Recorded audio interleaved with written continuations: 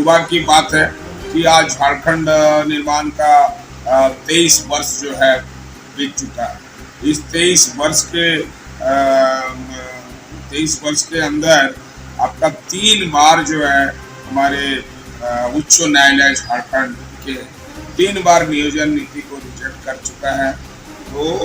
और दुर्भाग्य की बात ये भी है कि आज जो हमारे महाधिवक्ता है राजीव रंजन जी, जब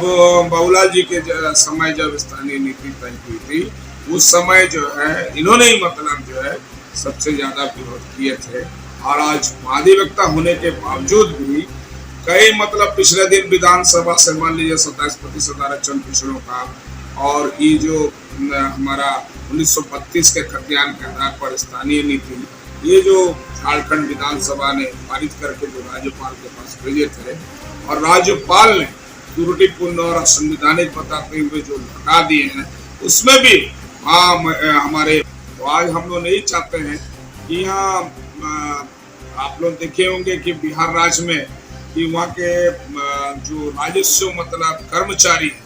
और अंचल अधिकारी हैं, उन लोगों को स्पष्ट कहा गया है कि बिहार का अगर वो मूल निवासी नहीं है तो किसी भी बहाली प्रक्रिया में उसको जो है वो शरीक नहीं हो सकता। इस तरह का आदेश बिहार सरकार की है।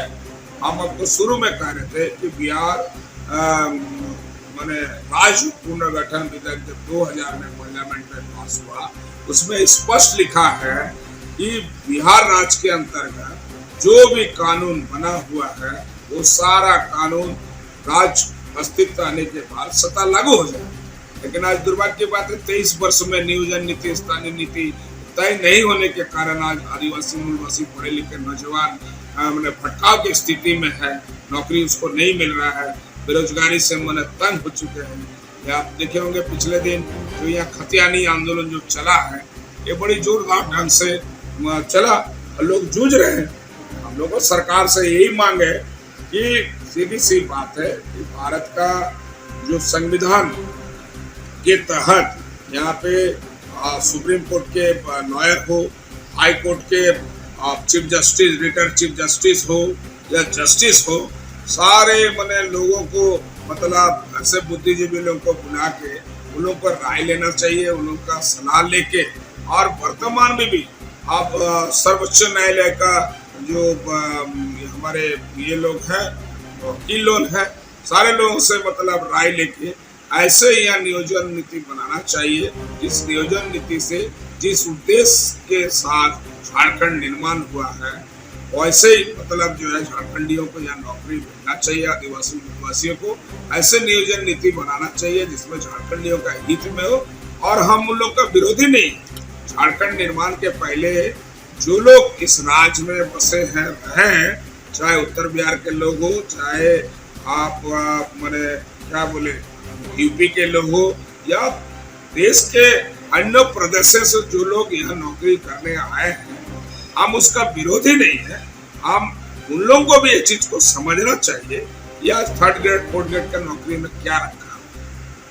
ये सब चीज में वो लोग विरोध करने लगा। अरे पुलिस का बहाली, शिक्षक का बहाली, 3rd ग्रेड 4th का सचिवालय में बहाली, मैंने विभिन्न प्रकार के बहाली